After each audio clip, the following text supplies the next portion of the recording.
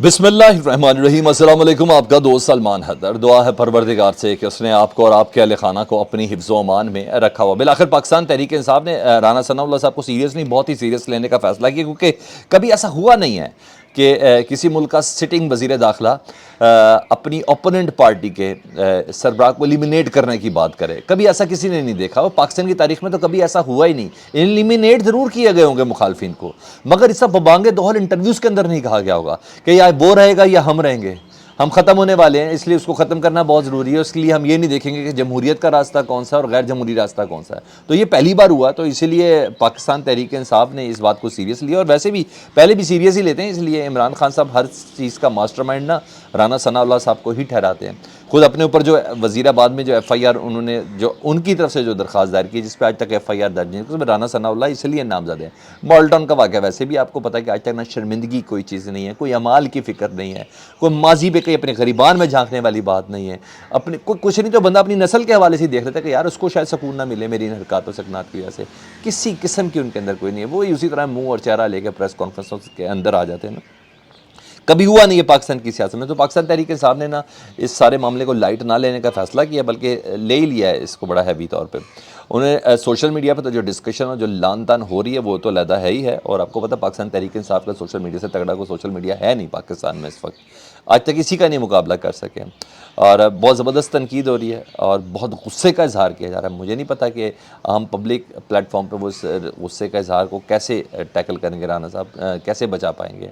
मगर कुछ इंसान को उनकी गुफ्तगू की ना इज़्ज़त दुनिया में मिल जाती है, उनको दुनिया में पता चलता है। तो किसी अगर नहीं समझ आ रही तो राना सनाउल्लाह के सिलसिले में ये आज प्लीज़ आप सोशल मीडिया ज़रूर देख लें तो आपको अंदाज़ा होगा। तो पाकिस्तान तहरीक इंसाफ ने राना सनाउल्लाह साहब के ऊपर इमरान खान के कत्ल की साजिश और उनको कत्ल के धमकी की FIR दर्ज कराने का फ़ैसला किया है। अभी थोड़ी देर पहले फवाद चौधरी साहब ने भी किया, और मैं बहुत कंफर्म आपको कह रहा हूँ कि आपको कल से इस पर बाकायदा काम होता हुआ नज़र आ जाएगा कि राना सनाउल्लाह साहब के ऊपर इमरान खान साहब के कत्ल की साजिश और धमकी देने की FIR दर्ज कराई जाएगी। जिस प्लेटफॉर्म का उन्होंने कहा, जारी बात है पुलिस स्टेशन में जाएंगे कर सकते हैं, मौजूदा निगरान हुकूमत राना सनाउल्लाह के ऊपर FIR नहीं कर सकेंगी ना। वो आज तक पेश नहीं करवा सकी राना सनाउल्लाह साहब, अभी तक नाकाबिल ज़मानत वारंट गिरफ्तारी है उनकी इंसदाद दहशतगर्दी की अदालत गुजरांवाला के अंदर, आज तक वहाँ वो पेश नहीं कर सके नाकाबिल ज़मानत वारंट गिरफ्तारी पे। तो कैसे FIR करेंगे? तो उन्होंने कहा लाहौर हाई कोर्ट से बाकायदा करेंगे, और अगर लाहौर हाई कोर्ट में नहीं दीगर हाई कोर्ट्स के अंदर भी जाएंगे इस मुकदमे के हवाले से अहकामात लेने के लिए। तो यही नहीं, अदालती तरीके से इस पर FIR होगी और यूनाइटेड नेशन से इसका बाकायदा जिक्र होगा कि पाकिस्तान में अपोजिशन जमात को, पाकिस्तान की सबसे बड़ी जो सियासी जमात है, उनको सिटिंग वज़ीर दाखिला जो है वो जान से मारने की, एलिमिनेट करने की धमकियाँ दे रहा है। वो कह रहा है कि चाहे डेमोक्रेटिक वे हो या नॉन डेमोक्रेटिक वे, हमने हर हाल में इमरान खान को ख़त्म करना है। तो आप बता दें कि दुनिया में कोई है ऐसा जो पाकिस्तान के इस सूरत हाल को, बुनियादी इंसानी हकूक़ को कोई पूछ सके। हालांकि अभी शहबाज शरीफ साहब ने जो सदर पाकिस्तान को ख़त का जवाब दिया ना, जिसमें उन्होंने कहा था कि बुनियादी इंसानी हकूक़ की खिलाफ वर्जी हो रही है पाकिस्तान में, इलेक्शन पे ना कराने के हवाले से आइन से मज़ीद गद्दारी के वो है आर्टिकल 6 की किसी कार्रवाई के मुतरादिफ हो सकता है। तो ये वज़ीर दाखिला को कोई रोक ले, जिस पर उन्होंने कहा था कि आपकी शिकायत कम और पाकिस्तान तहरीक इंसाफ की प्रेस रिलीज़ ज़्यादा नज़र आ रही है। यही कहा ना शहबाज शरीफ ने जवाब में। यही देख लें कि आप पाकिस्तान की सबसे बड़ी सियासी जमात के जो सरबराह हैं उसको मारने की धमकी दे रहे हैं। तो बहरहाल और इसके अलावा इंटरनेशनल तंजीमें जितनी भी हैं ह्यूमन राइट्स की, उन तमाम से पाकिस्तान तहरीक इंसाफ ने रब्ता करने का फ़ैसला कर लिया। तो इस पर हालात आ जाएंगे। उधर दूसरी तरफ मैंने कुछ और ख़बरें भी हैं। ज़िंदगी बहुत सी चीज़ें पाकिस्तान में पहली बार हो रही हैं। हमने ये इथोपिया में और ये अफ्रीकन ममालिक के अंदर तो हमने ये सब चीज़ें देखी थी, अफ्रीका के अंदर तो हमने देखा था, मगर ये पाकिस्तान में हम पहली बार देख रहे हैं। मैं चैलेंज करता हूँ अगर किसी ने पहली बार दूसरी बार देखा तो मुझे ज़रूर बता दें। कभी नहीं देखा ज़िंदगी में हालात इस नहज पर चले गए हों, और इस नहज पे लोग आए कि लोग आटे के लिए मर रहे हों, लोग आटे की लाइनों में मर रहे हों, और पूरी दुनिया में ये जिस तरीके से स्पेशली इंडियन मीडिया इस लंबी लंबी कतारों को जिस तरह दिखा रहा है ना, हम वो जिसको कहते हैं कि इंडिया में मुफलिसी बढ़ी है, हमारे यहाँ जलालत भी और मुफलिसी भी है। दोनों चीज़ों का पर्दा चाक करके रख दिया है इस गवर्नमेंट ने, और आटा हासिल करने के लिए ज़िंदगियाँ जा रही। और अब तक मुफ्त आटे की तगड़ों में 6 अफराद जान से चले गए हैं। 6 अफराद मुफ्त आटा लेने के लिए دنیا سے چلے گئے جی.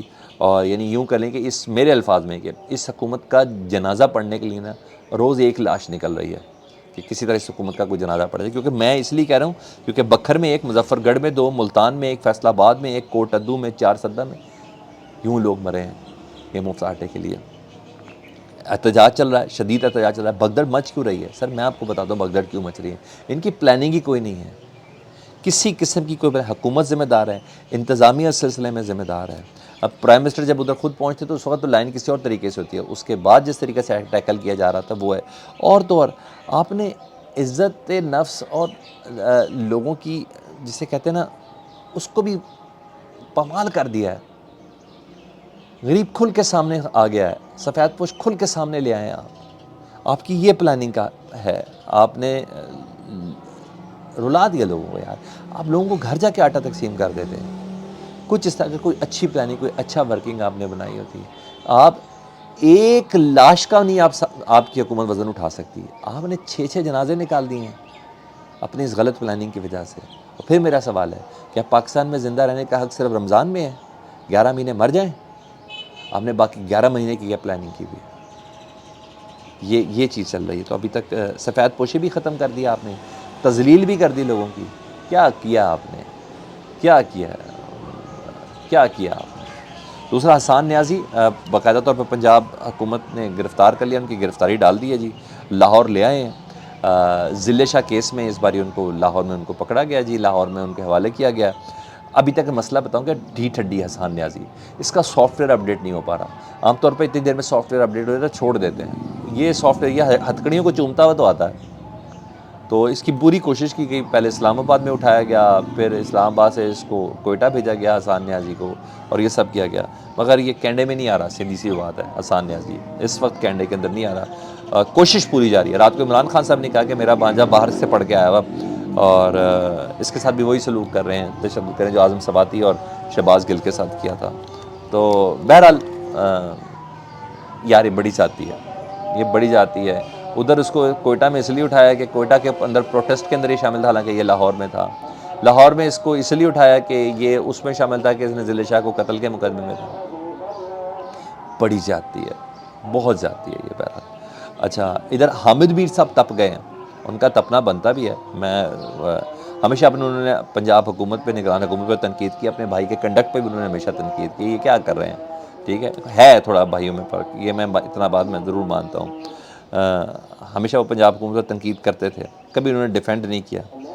آج کسی نے ان کو ٹویٹ کیا کہ عامر میر آپ کا بھائی ہے جو پنجاب کے وزیر اطلاعات ہیں، اس سے سمجھائیں کیوں اپنی اوقات سے باہر ہو رہا ہے. اور واقعی پرسنل ہوئے میں اس میں کوئی شک ہی نہیں. عامر میر صاحب وہ خود بھی ساری محفلوں میں کہتے ہیں کہ میں نے چھوڑنا نہیں ہے. میری زندگی کی سب سے بڑی خواہش ہے کہ عمران خان کی گرفتاری کی خبر میں خود سناؤں.